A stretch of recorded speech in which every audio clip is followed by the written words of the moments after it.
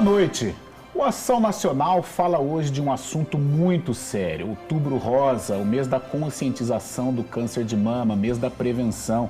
E eu converso com o doutor Leonardo Roberto da Silva, oncologista do grupo SONHE, SASSI Oncologia e Hematologia, e também com a doutora Sheila Molchansky, que é psicóloga.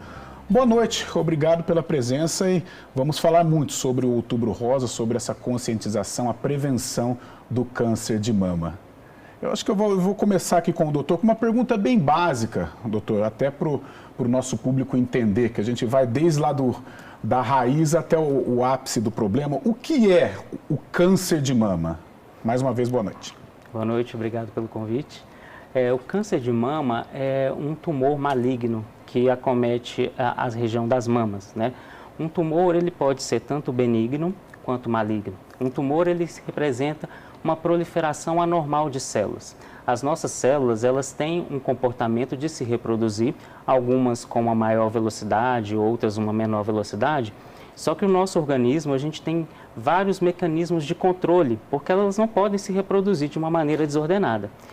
Então, o que acontece no câncer é que essas células, elas sofrem uma alteração genética no DNA e essa célula perde o controle. Sim. Ela consegue escapar desses mecanismos de controle da proliferação celular, então elas começam a se proliferar de uma maneira desordenada, muitas vezes acelerada, e além disso, ela adquire uma capacidade, que é isso que é uma das principais características do câncer, que é invadir os tecidos vizinhos. Essa célula ela consegue invadir os vasos sanguíneos, vasos linfáticos, e a partir daí ela pode caminhar pelo sangue e se localizar em outros órgãos, por exemplo, no fígado, no pulmão, nos ossos, formando o que a gente pode chamar de metástases. Então essas são as principais características definidoras do câncer. Ah, legal.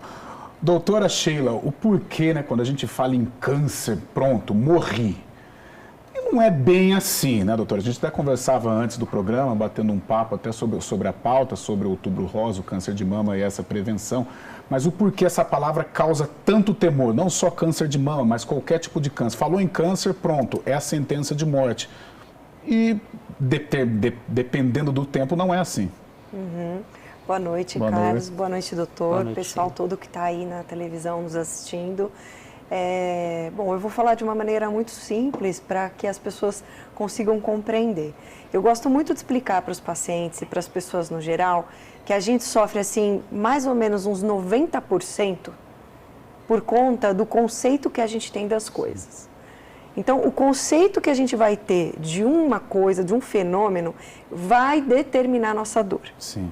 Isso explica, né, doutor, por que a gente pega um paciente que está com câncer num estágio muito mais avançado e ele parece trabalhar com aquele conceito do câncer Sim. muito melhor do que um paciente que está com o estágio inicial, que tem essa leitura, acabou minha vida, acabou tudo para mim nesse momento que eu recebi o diagnóstico. Então, o conceito que a gente tem das coisas vai determinar, acima de qualquer coisa, aquilo que a gente vai viver, a emoção que a gente vai impregnar. Sim. Porque o que a gente vê na maior parte das vezes é isso. Recebi um diagnóstico de câncer, acabou minha vida.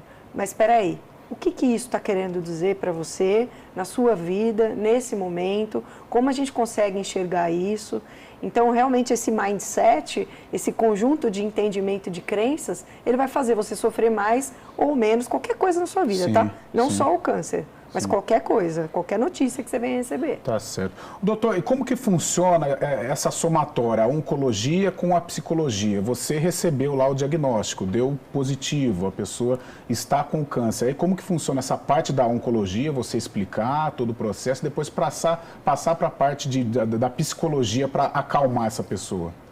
Bom, o ideal seria que a gente conseguisse ter um acompanhamento multidisciplinar, não só com a psicologia, mas com outras áreas como nutrição, fisioterapia, enfermagem, que é um cuidado mesmo completo dessa paciente. Tá. Né? A gente sabe que um diagnóstico de câncer, falando especificamente de câncer de mama, mas em outras neoplasias, né, em outros cânceres é um pensamento muito semelhante, é um diagnóstico que impacta em todas as áreas, né, da vida da pessoa.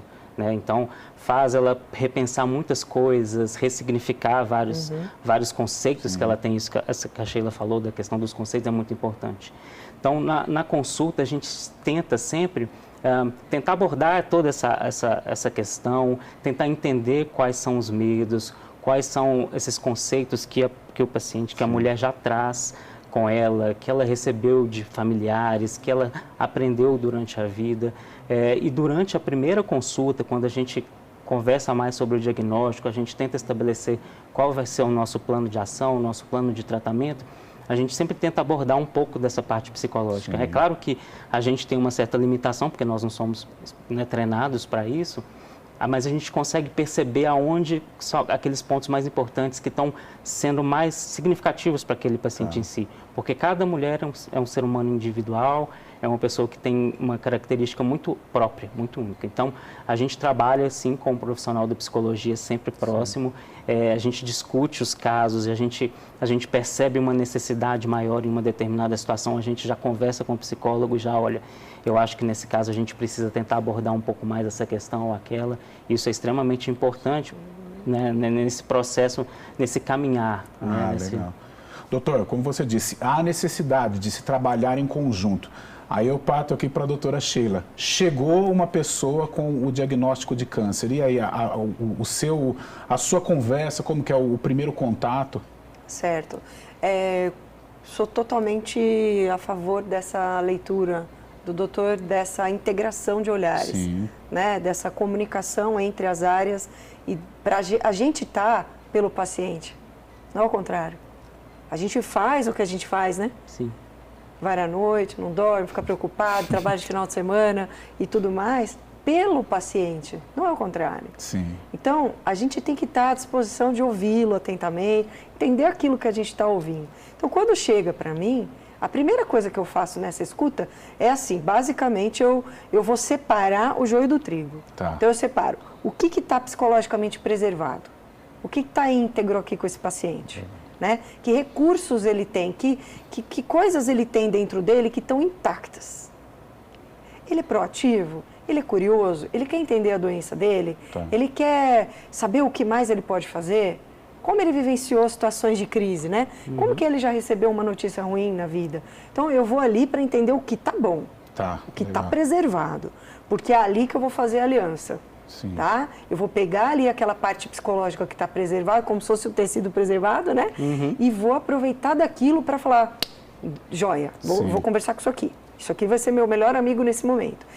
Aquilo que tiver fragilizado, aquilo que tiver derrubado, aquilo que tiver muito adoecido da parte psicológica, que tem a ver com a história, não tem a ver só com aquele momento, né? Mas tem a ver com a história pregressa da pessoa, eu também preciso olhar para tentar também fazer um curativo, mexer um pouquinho ali, ou mesmo até isolar, porque se eu olhar uma coisa ali mais destrutiva, eu falo, puxa, isso aqui pode ter muito poder para derrubar todo aquele resto.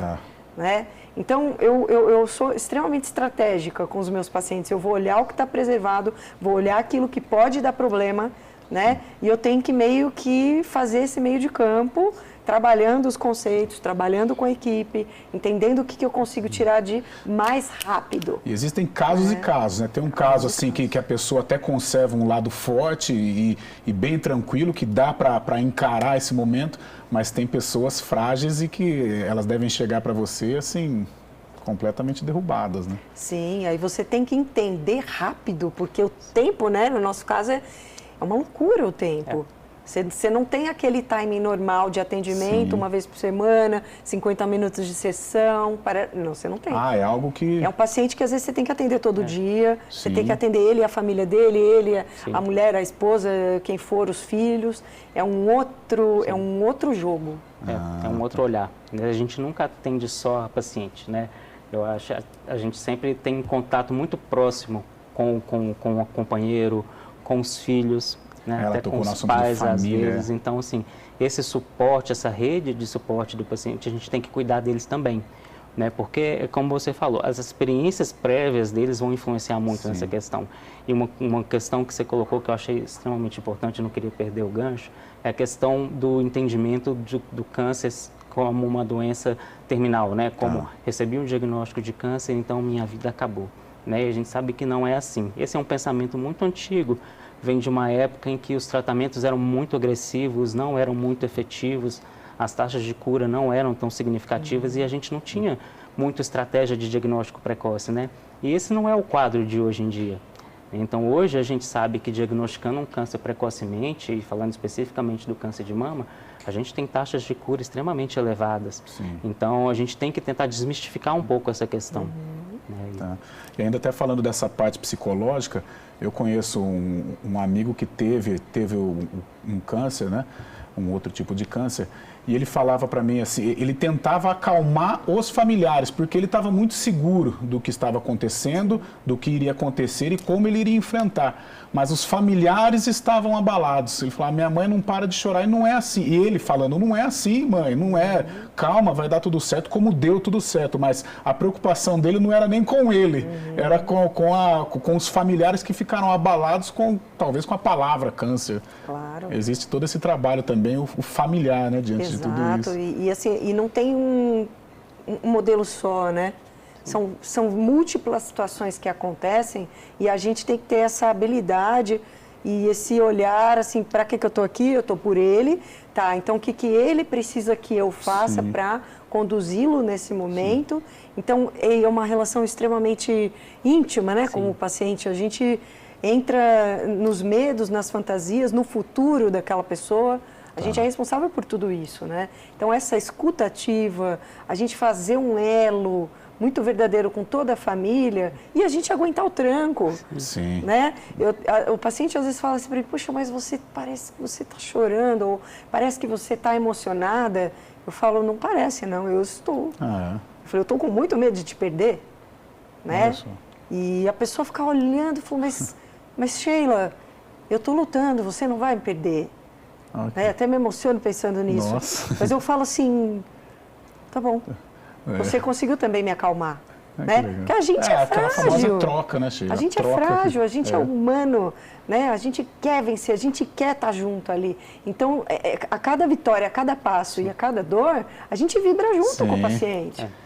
Nossa, eu acho que quando sai um caso assim de uma vitória sobre o câncer, deve ser algo assim, é um sabor maravilhoso, né? É porque é um envolvimento, né? Muito E não tem como não se envolver, né? Ainda mais nas funções que vocês exercem. Vamos fazer o seguinte, eu vou deixar uma pergunta para a gente entrar realmente nessa parte de oncologia, nessa parte do câncer de mama, para a gente orientar quem está acompanhando o programa. Eu vou deixar a pergunta e nós vamos para o intervalo e na volta eu vou conversar com o doutor. É o seguinte, com que idade o câncer de mama começa a se manifestar ou costuma se manifestar? Com que idade o câncer de mama costuma se manifestar? Eu vou para um rápido intervalo, é a Ação Nacional, hoje estamos falando sobre câncer de mama, Outubro Rosa, prevenção ao câncer de mama. Eu estou aqui no Ação Nacional falando sobre este tema tão importante. Um rápido intervalo, daqui a pouquinho, o segundo bloco do Ação Nacional.